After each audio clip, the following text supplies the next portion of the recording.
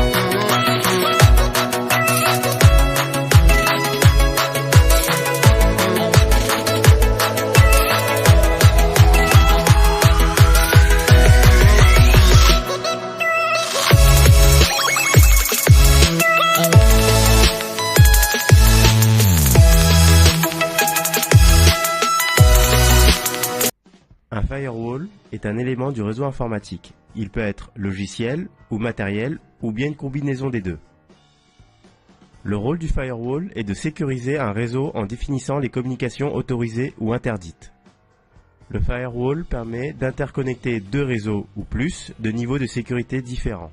Par exemple, entre le réseau interne d'une entreprise qui est une zone réseau de confiance forte et Internet qui est une zone de confiance faible. Le firewall joue un rôle de sécurité en contrôlant les flux de données qui le traversent, que ce soit en entrée ou en sortie. Il permet ainsi de filtrer les communications, de les analyser et enfin de les autoriser ou de les rejeter selon les règles de sécurité en vigueur. Et dans notre exemple, il permet de protéger le réseau interne et de sécuriser les communications avec Internet. Le contrôle d'accès des flux de données est aussi réalisé entre les différentes zones réseau du SI interne.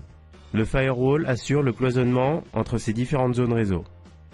Les règles de filtrage d'accès sont principalement l'origine ou et la destination des paquets, avec l'adresse IP, les ports TCP, UDP notamment. Les options contenues dans les données, comme leur fragmentation ou leur validité par exemple, les données en elles-mêmes évidemment, et même les utilisateurs pour les firewalls les plus récents. Il existe différents types de firewall en fonction de la nature de l'analyse et des traitements effectués par le firewall.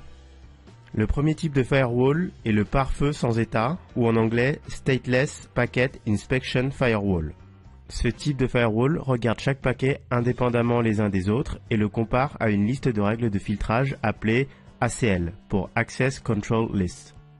Ce firewall accorde ou refuse le passage des paquets en se basant sur l'adresse IP source et ou destination, le numéro de port source et ou destination, c'est-à-dire au niveau des couches 3 et 4 du modèle OSI, soit IP pour le réseau et TCP/UDP pour le transport. Ainsi, une fonction de filtrage d'un firewall peut être paramétrée en fonction des numéros de port. Tout échange avec des ports non autorisés seront bloqués. Par exemple, le port 23 qui correspond au protocole Telnet peut être bloqué pour empêcher une connexion externe à un serveur via un terminal. La principale limite des firewalls sans état est que l'administrateur va devoir autoriser un trop grand nombre d'accès pour que le pare-feu offre une réelle protection. Par exemple, pour autoriser les connexions à Internet à partir du réseau privé, l'administrateur devra accepter toutes les connexions TCP provenant d'Internet avec un port supérieur à 1024, qui sont des ports assignés dynamiquement à des machines se connectant à des services réseau.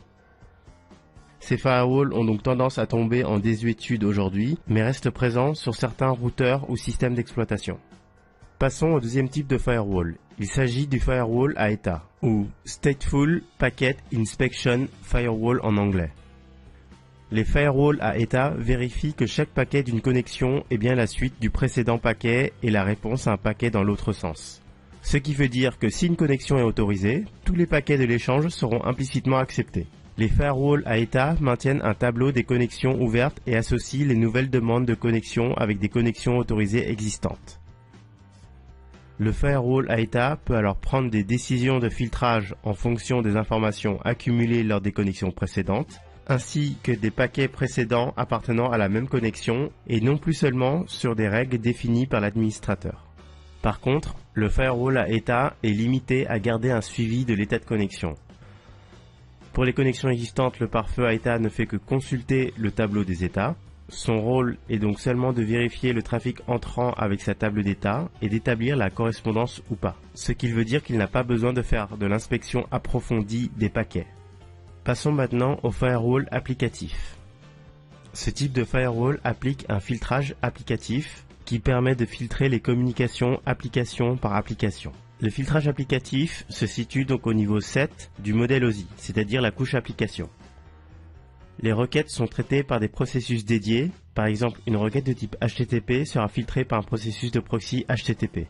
Le firewall applicatif vérifie alors la complète conformité du paquet à un protocole attendu. Le firewall rejettera donc toutes les requêtes qui ne sont pas conformes aux spécifications du protocole. Le filtrage applicatif suppose donc une connaissance des protocoles utilisés par chaque application. Ce firewall joue aussi le rôle de proxy. On parle alors de proxying applicatif. Il fait l'intermédiaire en invoquant le service demandé à la place de l'utilisateur, et ceci en masquant certaines informations et en validant chaque contenu. L'objectif d'un proxy est de réaliser un masquage d'adresse. Quand un utilisateur interroge un site web, c'est le proxy interne qui, en tant que relais, contacte le serveur externe avec sa propre adresse, et non celle de l'utilisateur final. Le proxy cache donc toute l'infrastructure interne et joue le rôle de passerelle applicative. Il devient alors un passage obligé pour toutes les applications qui nécessitent Internet. Enfin, il y a les pare-feux identifiants. Il s'agit de firewalls capables de réaliser l'identification des connexions à travers le filtre IP. L'administrateur peut ainsi définir les règles de filtrage par utilisateur et non plus par adresse IP ou adresse MAC.